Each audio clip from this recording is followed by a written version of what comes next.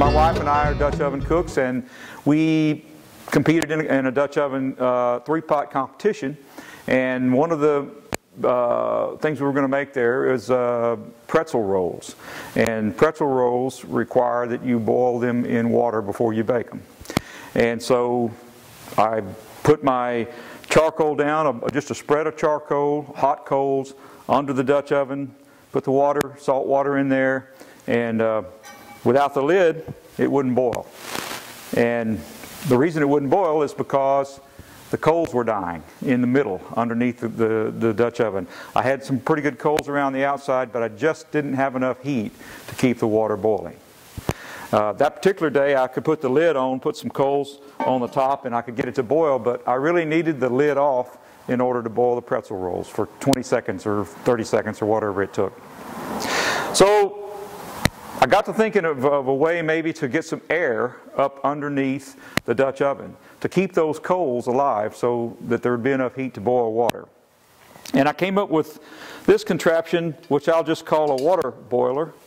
And let me explain a little bit about it. It's made out of some simple materials that you can purchase at Tractor Supply and either Lowe's or Home Depot. The pan that you put the charcoals in is a utility pan, feed pan, oil change pan, whatever you'd like to call it. Tractor Supply calls it a utility pan, and currently these are selling for about $5 a piece. There's two of those, one on the top and one on the bottom. The one on the top I punch holes in. And the stand is just a piece of 20-inch roof flashing. This is probably 26 gauge, and it comes in a roll. You can buy 10-foot rolls, you can buy 25-foot rolls at Home Depot. I bought a 25-foot roll, cost me $30. And you can make, let me think about that just a minute, you can make 5 of these with a 25-foot roll with a little bit of material left over. The neat part about the cooker is that it comes apart and it goes together very easily. I've got another one here that I've made. It's rolled up. I use a couple of binder clips to keep it rolled up. You can roll up 3 or 4 of these for 3 or 4 cookers.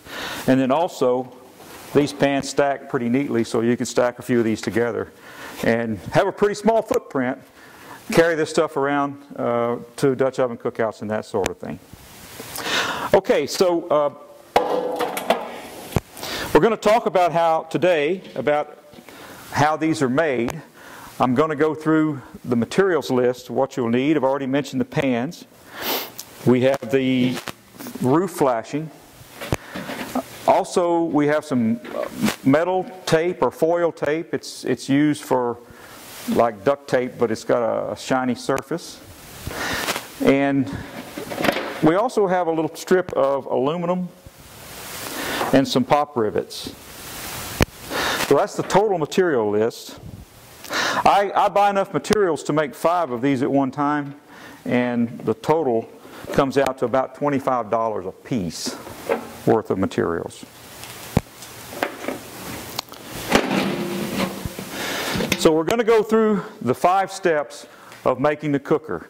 The first thing is to measure the circumference of your pan. If you don't use the pan like I've used here from Tractor Supply, you may find another brand or something that's got a little bit different circumference. So you'll need to measure the circumference of the pan to figure out how long to cut the metal flashing. The second thing, after you've measured it, is you will actually be cutting the metal flashing to length. The third step would be to apply the tape to the edge. The tape is really just for safety. It helps prevent having a sharp edge. The third step would be to bend the ends so that the cooker clasps together or goes together, just like that. The next step would be to punch some holes in the side of the cooker so that you can get air up through there. And the last step would be to put the stiffeners on.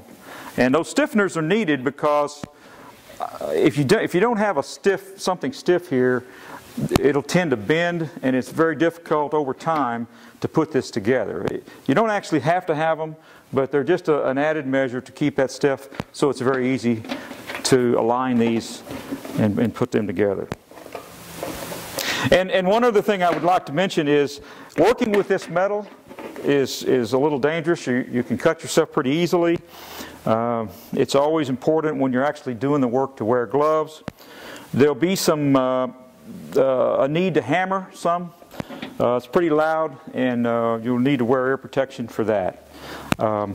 Also, if you don't wear glasses, you probably would need to wear some safety glasses.